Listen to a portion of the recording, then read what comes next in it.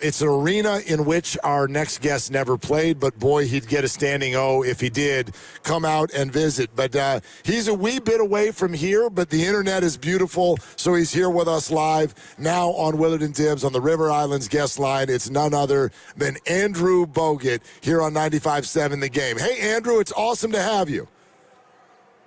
Thanks for having me. Yeah. Hey, what do you remember from the lottery your year? Because it was pretty evident once the then ping pong balls all fell the way they did, you immediately knew where you were going to go, right? Not immediately. I kind of only did 2 workouts for Atlanta and Milwaukee. Milwaukee having the number 1 pick, Atlanta 2, but Milwaukee didn't really give me an indication either way. Kind of knew if I'd fall to 2 that Atlanta would take me, but Milwaukee did just sign their center on a long-term deal, 6-year deal, Dan Gazarich. So I was kind of like, I'm not sure what's going to happen there. And Atlanta had a spot, at the center position. So I didn't know what was going to happen. And, it ended up that Milwaukee took me number 1. And they told me they didn't want to tell me because they wanted the emotion of the night to be genuine and real, which it was. Yeah, Dan Gazarich, that's a name from the past, former UCLA center, exactly. Yeah. The reason we're trying to flash back is because Larry Harris is going to represent the Warriors this year, and they were trying to get lucky, and they didn't. And so being in that spot, were you just at all looking at other teams or just primarily the 2 that had actually worked you out? Yeah, the strategy from my agent was that we thought that we're just going to work out for the top 2 teams. We knew that, I went to the University of Utah, and Utah, I think, had the 3rd pick at the time. So I think it was the 3rd pick, maybe a bit later. But we knew that, worst case, if I fell a little bit lower, that wouldn't be too bad. So we strategized that we're only going to work out for the top 2 teams. And it just worked out well. So once I worked out for them, went back, sat at home and just waited for the draft to start. Andrew, has anyone mentioned that to you yet from the Warriors organization, that they basically sent Larry Harris because he had past draft luck, and that's why they were sending him again? No one's told me that, but I mean, he has a bit of that aura, so hopefully it happens again for the Warriors. But you never know what can happen on those nights, and it's also good the NBA's looking to reform the way it all works as well. It's due time for that to happen. So obviously the Warriors stick and stay at number 11, and I wonder what your perspective would be on the state that they're in. They've got old stars, but they still want to compete. They keep Steve Kerr. To what level, in your mind, should the Warriors be kind of making picks or offering picks for veteran players? Yeah, they're in a tough spot just because of the way the salary cap is now. They're kind of stuck with what they have, and they've still got a lot of talent on that team. But the older you get, more injuries come into play. Obviously, Steph missed some time, which was real hurtful for them last season or this past season. It's good to see. I texted Steve about a week ago, or a little bit less than that, when he re-signed. It was good to see him re-sign and continue on with the Warriors, but it's tough. I mean, what do you do? There's not a whole lot you can do. I'm not in the camp of tanking. I think that tanking, a lot of people talk about, you can build assets and do these things. You look at Philadelphia, they haven't, close to maybe getting to a championship one season if it wasn't for Kawhi Leonard, but they haven't sniffed it since then. And I think you instill bad habits and you don't value wins when you're tanking. You're still going to have 6 or 7 of your players on the roster when you get those picks, and they've been ingrained that, hey, winning's not important. So you can't just flick that switch a year or 2 later. So I'm against tanking, and I think the Warriors are in a similar spot. They're still trying to compete. You played for the organization when Joe Lacob was the owner. Is that something that Joe Lacob, in your mind, would ever even tolerate, the idea of just taking a year and throwing it away? I'm not sure. I don't think so. I think he's, a pretty passionate guy when it comes to Warriors basketball and trying to win and do the right thing. Now, there are strategies out there. Look, the year before we got Harrison Barnes and Draymond Green and Festus, there were some questionable lineups out there under Mark Jackson. Whether that came from management or not, who knows? But But that's the way the league is, and it's just nice to see. I hope the NBA goes even harder on the reforms. I think that you just can't, you cannot reward losing to the extent that some teams do it. Andrew, I'm looking right now and noticing, like, you're literally just a few months older than LeBron James. What is your perspective on the fact that LeBron and Steph are still playing? Yeah, LeBron's an interesting one. Yeah, I mean, he just continues to do it. I think Steph's a different beast just because I think even when Steph slows down or if he's slowing down, he just shoots the ball at such a high clip. You could just have him off the ball for a duration of a game and no one's going to lead him. So huge value there. But you would think that LeBron, with his age, you'd lose a lot of that athleticism and strength, but he kind of still looks pretty good out there. So I think we'll probably see him play another season, which is just ridiculous to say. I know how I feel at 41, 42 years of age, and it's definitely not a spot to get back on an NBA for, that's for sure. Yeah, and you had to suffer through some horrific injuries that I think LeBron's been able to mostly avoid. What do you think about the idea of LeBron leaving in LA and joining the Warriors? You were mentioning before, like, you're an old team and you kind of have to double down on that. Do you think that he would be a fit at almost 42 with this team? Probably not. I don't think so. I don't think it moves the needle that much. I think if I'm LeBron, you probably look to go to a team where you can go out on a kind of championship run. Cleveland could be the Smokies, seeing how they go. They've got a lot of young assets. I'm reading now that LeBron might consider the vet minimum, which is insane. So there's a lot of other teams I think that he would slot into that have a better chance to win a championship. And I'd assume he wants to send himself off and leave the NBA kind of the winner.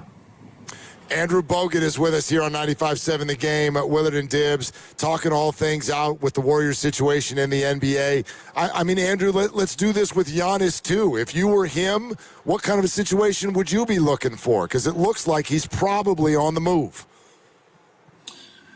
Yeah, Giannis is an interesting one. Look, I think you need a certain roster around him to be championship contenders, and I think Milwaukee figured that out by getting a Brook Lopez at the 5 that can shoot the ball really well from 3. I think, if he goes to a team like that has a 5-man that can't shoot the ball, I think that hurts him a little bit. So I think I wouldn't say he's railroaded into where he needs to go, but he needs to go to the right fit. And I think every team in the league will be making that call to try to acquire Giannis if they can. So. Does he go to a big market? New York's been in the mix for Cat potentially. That would be amazing for New York, in my opinion. But yeah, we'll see. I think he's a phenomenal player, and I think in the right system, he's an MVP, as we've seen. What do you think about the evolution of the big man? And obviously there's some freaky players like Wembanyama who kind of have broken the mold, but you look at so many bigs now in the modern NBA who are doing athletic things that you did when you started. What do you make of how the big has evolved in NBA? Yeah, it's evolved a lot because of the three-point shot. Obviously, you've got to be able to handle the ball on the perimeter, and I wasn't a three-point shooter as per se, but I could handle the ball out there. I could dribble, I could bring the ball up the floor, I could pass, all that kind of stuff. So you got to be able to be multi-skilled in a way. But look, I still think there is a role for a big man that doesn't shoot the ball that well, but blocks shots and rebounds. You seem to there's a little bit of a theme with the stretch fives that shoot the ball well. They're usually not as physical and big, and they don't rebound. And then your more physical rebounding guys don't shoot the ball well. So. And then you get a rare one like Lopez had a great year for the Bucks a number of years ago because he was one of the best rim protectors in the league and could shoot the 3-ball. You put those two together, that's a really valuable 5-man. So, the three-point shots changed a lot, but I still think there's a role for the old school big man. It's just not at 40 minutes a night. I think it's a 20-minute role, and we see a lot of teams. Mitchell Robinson's a prime example with New York. He comes off the bench, doesn't shoot the ball that well, but he's a game changer with the things that he does, inside the paint. Andrew, mindful of you mentioning that you sent a text to Steve Kerr when it was announced that he was going to stay on for at least a couple more years. And I would love your perspective on what you would say to a fan, because you know this. We hear this a lot when there's a coach who's had great players through his run. People will say, come on, a lot of different people could have coached those teams. What would you say to a fan that sort of has those questions about what Steve's mark was on those teams? Well, I mean, we had that roster together before Steve, not the Kevin Durant one, but when I was with the Golden State Warriors, it was the same roster that returned, that bombed out in, I think we went to the second round, and then the following year we bombed out in the first round of the Clippers. He came in that third year and won a championship. So to argue that roster was championship ready is ludicrous. Now, the KD one, different story. That KD one, very deep roster.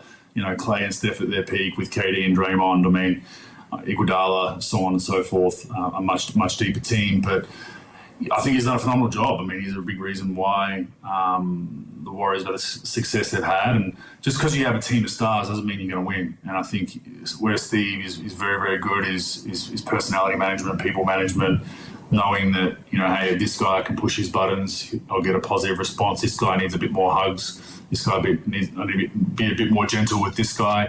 I think there's an art form in that. And I think that's today's NBA. I think communication and personality management, I don't know if you'd say unfortunately, but I think that's 70-80% of it. And the X's and O's is the rest. Whereas when I first got in the league, it was 80-90% was X's and O's, and no one cared about all the other stuff. So it's kind of flipped on its head a little bit, and I think it needs to be about, I think a good ratio is 50-50, but yeah, I think it's very heavily vested on that, and that's where Steve's really good. Do you have a favorite memory or a moment or just an attribute that kind of stands out in your relationship with Steve? I think he was just how even keel he was. You know, even when we were in like the Memphis series in the conference finals, we're down 2-1, and just the meeting we had and the scout we tweaked. That was a famous game where I started on Tony Allen and didn't guard him, just packed the paint. And just the calmness he had, even when we were staring down the barrel of things. And the same thing then happened in the final series down 2-1 against Cleveland. So I think he just had a sense of calm that then kind of rubbed off on the players. And then we always thought we were in a game or a series, and I think he did a great job of that. That Tony Allen one is one of my favorites because, you know, we're all thinking, oh boy, they might be in a little bit of trouble here to Memphis, and then you're not really guarding him and daring him to shoot. When that game plan gets rolled out in the pregame, was there any sense of like, really, coach, you want us to just not guard an NBA player? No, it made total sense to me. You know, they had that was when they had Gasol and Randolph starting, so they had two big bruising big men, and you know they were causing us some problems in there. So we elected to start two quick guys against them. And I think Harrison and Barnes started on Gasol, and Draymond got Zebo, and their job was just to front the post at all costs, don't let it in there, and I would just sit behind when Tony Allen was on the floor, and we knew that. I think Tony Allen hit his first three when we did that, actually. Pretty sure when the game started, he was like, what the hell's going on? No one's guarding me. And then he shot it and it went in, and we're like, that's a win for us. Like, he's going to shoot 3-4 more of those now because he's feeling good. And he didn't make the rest of them. And then he was basically, you know, he hurt himself in the series as well, had a hammy. But he was like, the first two games in in the Bay Area, he was huge for them. He was really guarding Clay and Steph well at times. He was their best defender, best perimeter defender. So then when we played that chess game, they kind of limited his minutes a little bit. And then they took their best defender off the floor, and the rest was history. We win 3 straight and win that series. Andrew Bogut is on YouTube with us right now here on 95.7 The Game. And Bogues, I don't know if you can see any of the running commentary from listeners, but someone just kind of texted in a short time ago and went, wow, Bogues looks great. So what are you doing? What are you doing to you know, not look as old as LeBron James?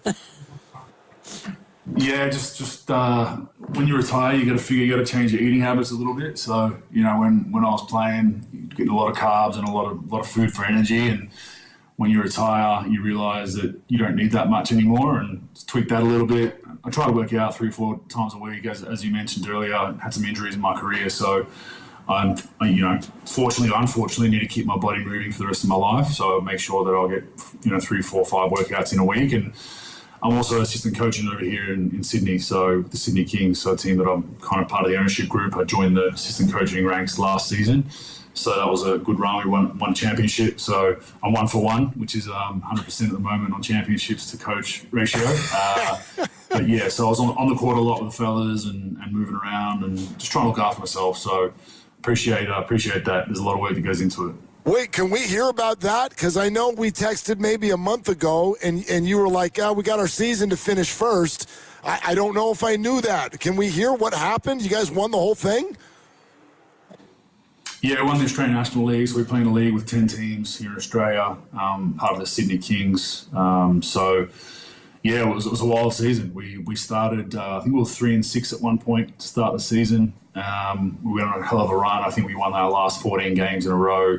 And then somehow finished with the first seed, and our playoffs work a little bit different. It's basically the top 4 go to the finals. There's a couple of play-ins that get in, so that ends up in the top 4. First round is best of 3. We won that 2-0 against the Perth Wildcats, and then we went to the finals against Adelaide, who were a real tough beat. They had us on the ropes. We beat them by 40-something in game 1. They came back and beat us in game 2 on the buzzer. We beat them in game 3. They beat us again in game 4. Coming back home, we were down 5 with under a minute left, and we somehow managed to get it to overtime and won a championship. So it was a wild series. It was actually, it was trending around the world. There was a lot going on in that series. Our import, Kendrick Davis, who was actually with the Warriors G League team a number of years ago, and Bryce Cotton, who's one of the best imports over here. We're having a really, really good matchup, going back and forth and talking smack and doing all that fun stuff. So we end up winning 3-2, and we're in the off season right now. We start up again in around August to hopefully defend our crown. That's awesome. Congratulations on that. And, Steve Kerr signs a 2-year deal, and you're out there stacking championships in Australia. Any thought when Steve steps aside that maybe you come home, Andrew, and coach the Warriors?